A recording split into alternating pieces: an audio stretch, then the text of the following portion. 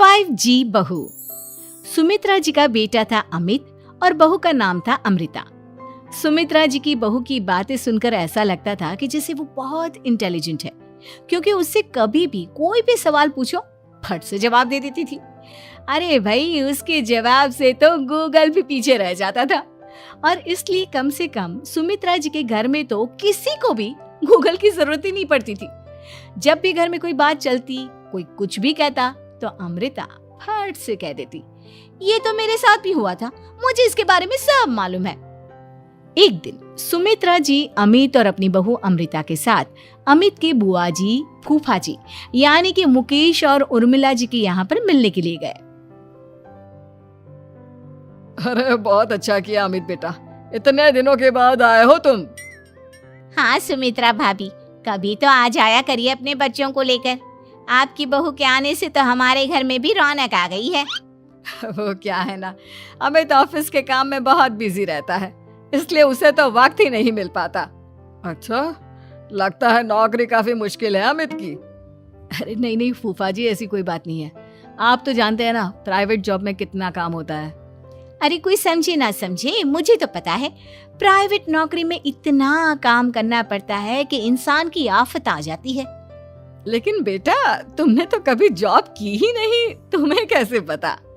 अरे जॉब नहीं की तो क्या हुआ मम्मी जी, सब जानती हूँ मैं। सबसे पहले ऑफिस में जाओ, वहां पर अपनी एंट्री डालो, उसके बाद दिन भर सिस्टम पर बैठकर काम करो। चारों तरफ कैमरे लगे होते हैं, आप अपनी नजर इधर की उधर नहीं कर सकते। उसके बाद दिन भर बॉस की चिक चिक सुनो, वो अलग से। यही सब होता है, मुझे ना सब पता है। अरे बहू रानी तो काफी इंटेलिजेंट है, हर बात की खबर है इसको। थोड़ी देर बाद, अब देखिए सुमित्रा भाभी, इतने दिनों के बाद आई हैं आप, खाना खाकर ही जाना, ऐसे तो मैं आपको जाने नहीं दूंगी। वैसे बुआ जी, खाने में क्या बनाया है?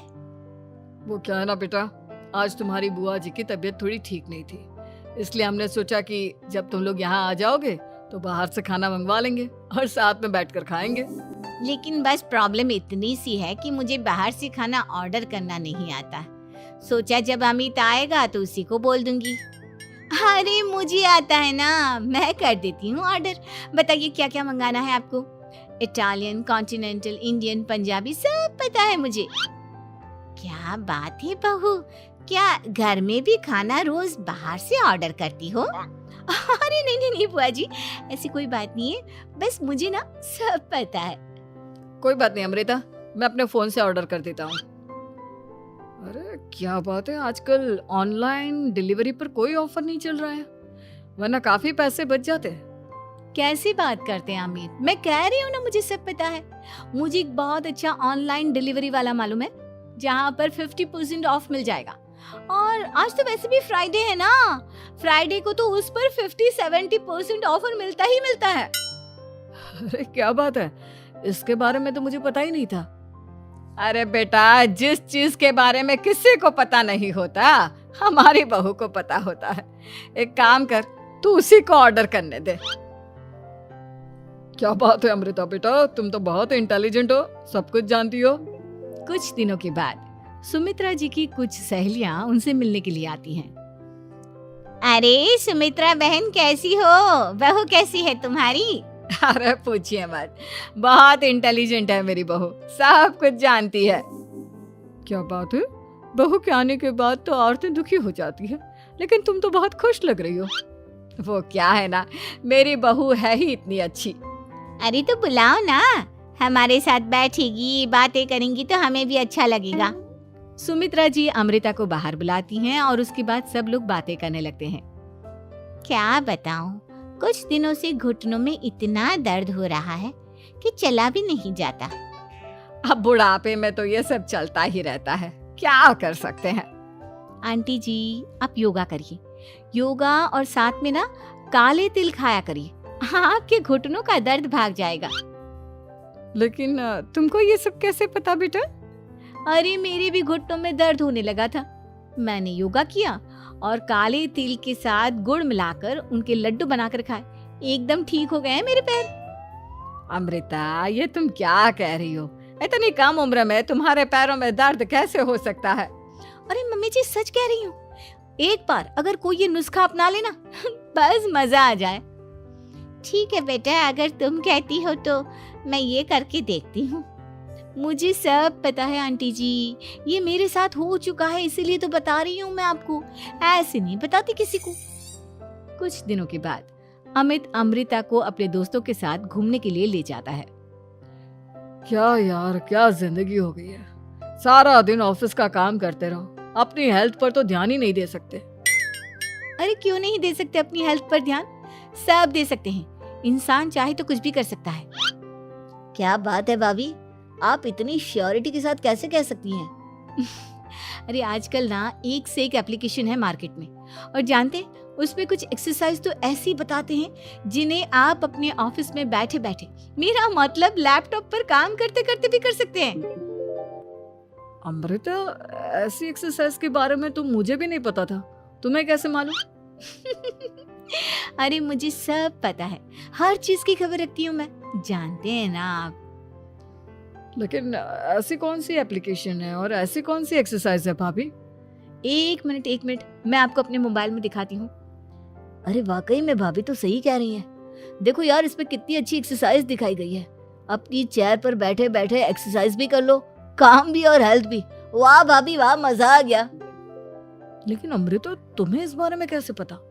अब मेरे साथ जो चीज हो चुकी है उसके बारे में तो मुझे पता होगा ही ना अमित। मतलब तुम कब ऑफिस में काम करने गई जो तुमने ऑफिस करते करते एक्सरसाइज की? मैं जो किचन में काम करती हूँ अमित, घर के काम, वो किसी ऑफिस के काम से काम है क्या? बस मैं भी वो सब करते करते इनमें से कुछ एक्सरसाइज ट्राई कर लेती हूँ, इसीलिए मुझे सब पता है। सही है यार, तुम तो बहुत इंटेलिजेंट हो। कुछ दिनों के बाद ये क्या है, एक दोस्त ने मेरे साथ एक मजाक किया है लेकिन समझ में ही नहीं आ रहा। अरे बेटा, तो अमृता से पूछ लेना, उसके पास कोई ना कोई जवाब जरूर होगा। ठीक कहती है मम्मी जी, मैं सब जानती हूँ। लेकिन अमृता, ये थोड़ा मुश्किल है, सोच लो। मेरे लिए कुछ भी मुश्किल नहीं, दुनिया की कोई भी पहेली हो मैं चुटकी में सॉल्व कर लेती हूँ। अच्छा ठीक है, देखो मेरे दोस्त ने मुझे एक खाली पेपर दिया है और कहा है कि इस पर उसने मेरे लिए कुछ मैसेज लिखा है। अब एक बात बताओ यार, खाली पेपर पर I mean, जिस पर कुछ भी नहीं लिखा हुआ, उसे मैं कैसे पढ़कर बताऊं? अरे बस इतनी सी बात, इसे तो मैं चुटकियों में सॉल्व कर दूंगी अमित। लेकिन कैसे बहू, इस पेपर पर तो वाकई में कुछ नहीं लिखा हुआ, एकदम खाली पेपर है, कैसे क्या पढ़ोगी तुम? अमित, एक छोटा सा काम करो, जल्दी से एक मोमबत्ती लेकर आओ। अरे बहू, पेपर में आग लगाने का इरादा है क्या? नहीं मम्मी जी, इस पेपर पर अमित के दोस्त का लिखा हुआ मैसेज पढ़ने का इरादा है। अमित कैंडल लेकर आता है। अब ना बस इस पेपर को धीरे धीरे कैंडल के ऊपर घुमाते रहो, देखना 2 ही मिनट में मैसेज आपकी आंखों के सामने होगा। अच्छा ठीक है, मैं ऐसा करके देखता हूँ। 2 मिनट के बाद अरे वाकई में इस पर तो अक्षर बनने लगे, लेकिन ये हुआ कैसे? और अमृता, तुम्हें कैसे पता? बहुत सिंपल है मम्मी जी, अमित के दोस्त ने नींबू के रस से मैसेज लिखकर उसे सुखा दिया। आप अगर मैसेज पढ़ना हो ना तो पेपर को आग के सामने ले जाओ और लेटर्स अपने आप उभर कर आ जाते हैं। वाह बहू, लेकिन तुम ये सब कैसे जानती हो? अरे मम्मी जी, जब मैं छोटी थी ना तो अपनी सहेलियों के साथ ऐसे ही गेम खेला करती थी। ये तो मेरे साथ कितनी बार हो चुका है, मुझे सब पता है। थैंक यू यार अमृता, तुम्हारी वजह से हमें कुछ भी सोचने की जरूरत ही नहीं पड़ती, तुम सब कुछ बता देती हो। कुछ दिनों के बाद सुमित्रा जी को अमृता के प्रेग्नेंट होने की खुशखबरी मिलती है और सुमित्रा जी अमृता को डॉक्टर के यहाँ लेकर जाती है। देखिए सुमित्रा जी, आपकी बहू की तबीयत बिल्कुल ठीक है, किसी भी तरह की चिंता करने की कोई जरूरत नहीं है, लेकिन हाँ, उनको आयरन वाली डाइट खाने की बहुत जरूरत है। ठीक है डॉक्टर साहब, आप बता दीजिए मैं अपनी बहू को क्या क्या खिलाऊं ताकि उसकी तबीयत ठीक रहे और आने वाले बच्चे की भी। अरे मम्मी जी, इसमें डॉक्टर से पूछने की क्या जरूरत है, किशमिश है, अनार है, पालक है, ये सब खाना चाहिए, आयरन का लेवल बिल्कुल बराबर रहता है। अरे वाह, आपकी बहू तो सब कुछ पहले से ही जानती है। ये तो बहुत अच्छी बात है। देखो, आयरन के साथ तुम्हें कैल्शियम भी खाना होगा। जानती हूँ मैं, अगर आयरन की खाली सप्लीमेंट लेते हैं और कैल्शियम नहीं लेते तो बॉडी उसे अच्छे से एब्जॉर्ब नहीं कर पाती। सब पता है मुझे। बहू ये भी मालूम है?